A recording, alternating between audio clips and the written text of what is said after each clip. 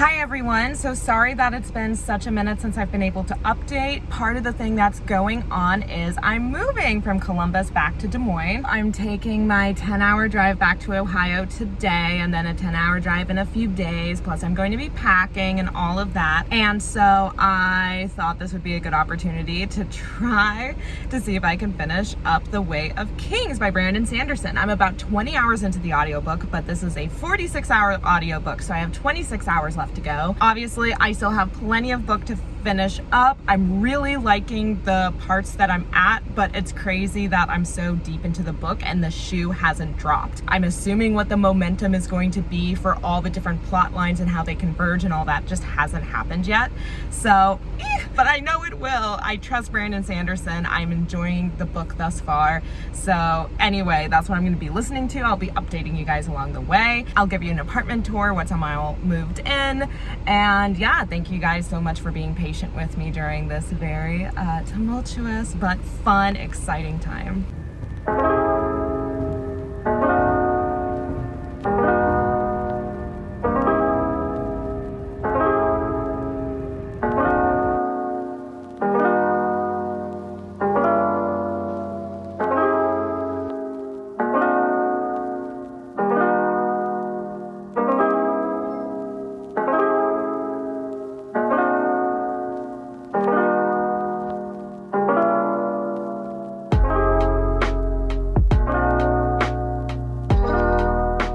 Hey guys, so I didn't have a chance to update you yesterday because I have been busy packing. I have a lot of my stuff in the car already, and then the final remainders that just need to go in this morning, and then I take the 10 hours back to Des Moines. So I'm just taking a moment to say goodbye to the house. Columbus has been great. It's been fun. I've learned a lot. My roommate got some new cats, which I wish I could also take with me because they're so sweet. Yeah, so Columbus was a great city, but I'm definitely excited to make Des Moines my home base for the foreseeable future. So I thought I'd also take a moment to talk about the audiobooks I'm listening to. And yes, I said books because I actually was bouncing back and forth between Brandon Sanderson's The Way of Kings, which I mentioned earlier, and You Are a Badass, which is a super mega popular self-help book by this New York woman. So the advice is very straightforward and sassy, and it's a really short audiobook. It's only 6 hours long. And I don't know if you get this way with audiobooks, especially when you're listening to them for long stretches of time. Like you just start to fade out of it a little bit, even if you're interested in the story. So when that happens, I'll take a break and either switch to a different audiobook just because it's a different change of pace, different subject matter. Not that I'm not paying attention, but there's not like this crazy epic convoluted plot happening. You know, it's just pretty straightforward self-help.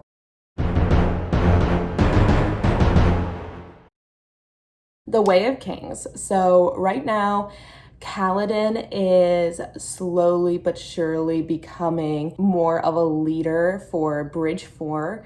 So people are starting to look up to him. He's kind of making even some friends, not just alliances. He's figuring out a way to earn money on the side. And that's the storyline that I'm definitely the most interested in. I just know something epic is going to happen and that Kaladin is special in some way. And we just had the scene where they were down in the caves and he found a spear and kind of zoned out, but started doing some like crazy epic tricks with it. And everybody was like, that's not even something regular soldiers know how to do. Like, why do you know how to do that? Why are you so good at it? So I'm like, okay, something's gonna go down with Kaladin. He's gonna do something. It's gonna be awesome. And then we have Dalinar and his son, and he reminds me a lot of Ned Stark, but having some like visions from the gods, which is interesting. We're actually starting to hit a point where I'm like, okay, let's see what's happening. Because he just made the decision that he wants to step down and renounce his place as High Prince and have his son Adolin take over for him.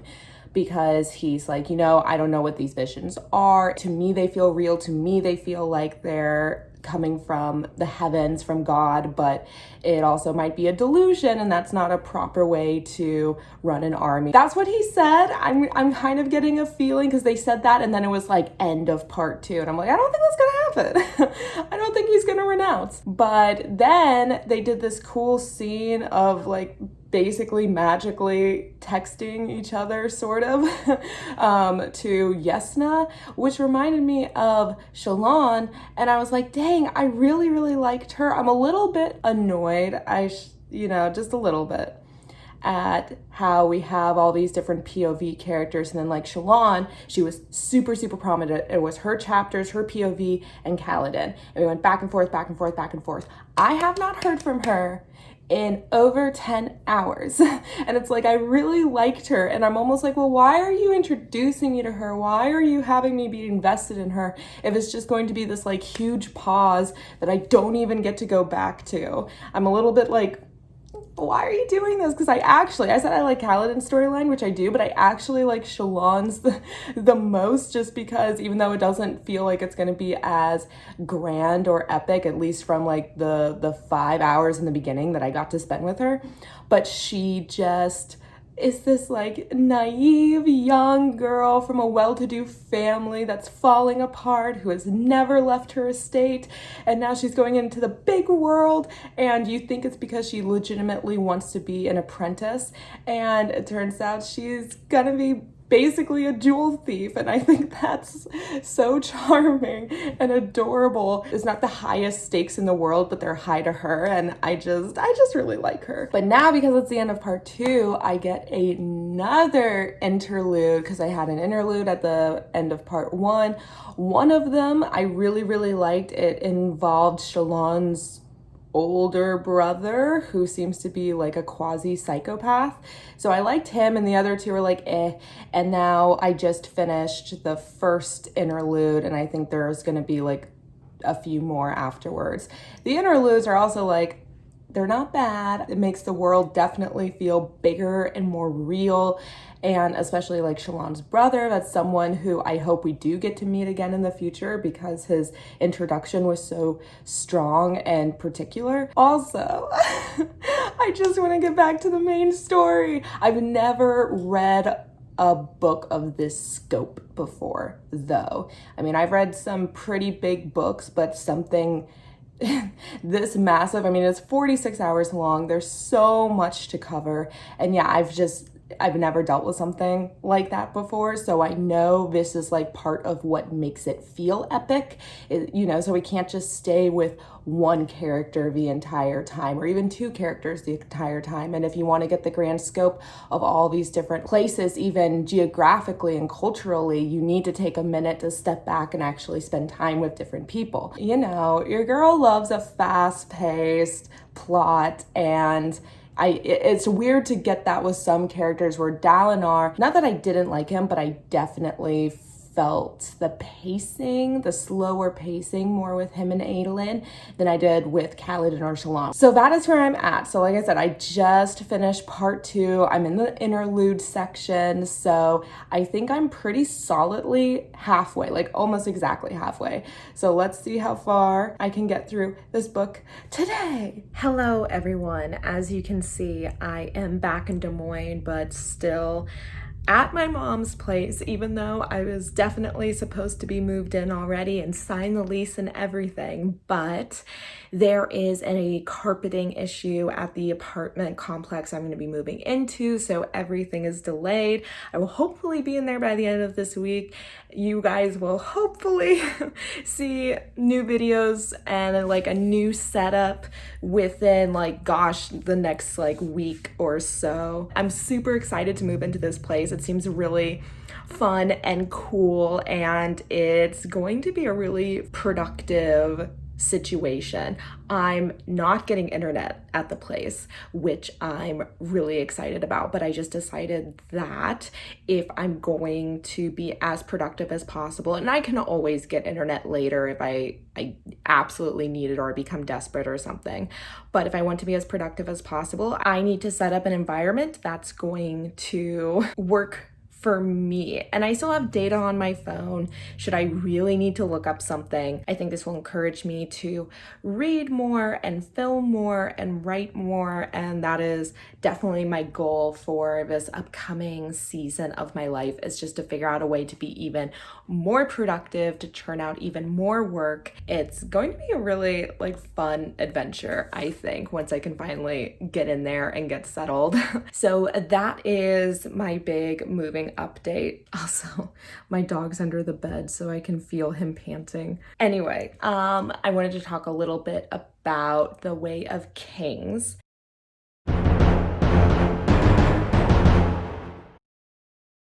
I officially only have 19 hours left. So over the last 5 or 6 days, I made a pretty decent chunk into this monstrosity of an audiobook. It's just crazy that I have basically 20 hours left, even though that's the average size of an average fantasy book.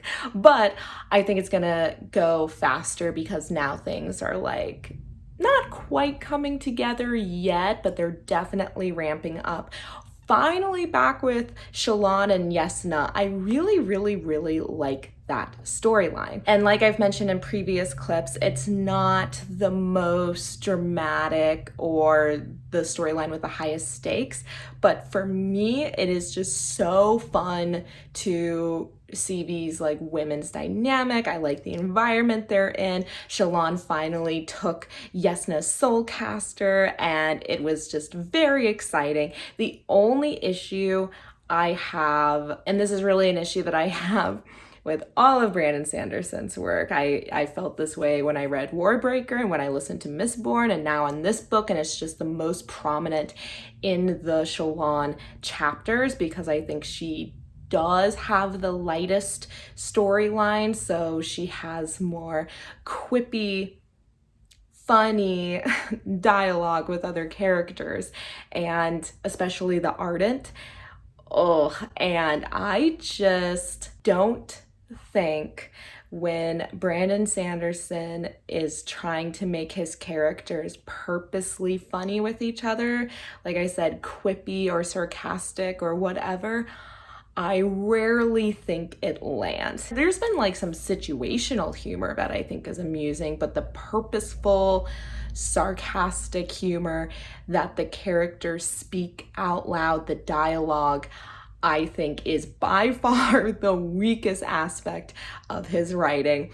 And like I said, it's most prominent in these chapters. And there was one point where she was just talking to the Ardent, and it was so cringe and kind of annoying to listen to. Also, Kaladin, he just keeps getting cooler and cooler. So when I was driving home from Ohio, I got to the point where he and Bridge 4, they turned their bridge to the side while they were going after the Parshendi, and all of them survived. And I was cheering in my car, oh my God, yeah, you did it, Kaladin. And then of course that ruined the mission for everyone else and actually led to more death than destruction, just not specifically for Bridge 4. And then Kaladin has to be put out during the high storm, and I knew something dope was gonna happen, and I was so excited. And yeah, and now I'm just starting the chapter where Kaladin is awake and lucid, and he hardly has any scrapes, not even a headache. And you get the sense, especially through Taft's perspective, that okay, Kaladin is something special. And I don't know, I might be off base. I'm trying to put things together. So I think the little bald monk character that killed the king, who seems to have special fighting powers and can absorb stormlight and use it to fight people, blah, blah, blah, blah, blah. I think whatever type of person that is, whether that's a superpower or a race of person or whatever, that clearly is what Kaladin is too. But he doesn't know that, or he does know that, but he's trying to hide it. Something like this. Something's going on there, but it's very cool. It's very exciting, and I'm pumped for what's going on with bridge for. So I know Brandon Sanderson is incredible with the climaxes of his stories. Everything's going to come together. It's going to be epic, and I'm excited to reach that point, and I will definitely keep you guys up to date when I get that point. Oh, and I guess I only have like 20 minutes left to You Are a Badass, and that has been a perfectly lovely, fun to listen to self-help book. I would definitely recommend it if you're into that sort of self-help thing, especially if you're a woman, especially if you're younger. She has a lot of humor in her book, and sometimes it's genuinely funny and I do actually laugh out loud, and then sometimes it falls flat and I think is a little cringe. And she definitely has a very nonchalant attitude, like kind of like, yeah, this stuff is really important, but I don't want to seem too genuine or sincere with how important it is because I don't want to come off as cringe or uncool, but also this stuff is really important. So that's kind of the vibe of the book, which might sound unappealing to some of you, but I think for like a modern day self-help thing, it's pretty effective. So anyway, thank you so much for watching. I hope you guys enjoyed the update, both for my reading and living situation. I will definitely be vlogging with you guys in the future, and I will see you guys next time. Bye.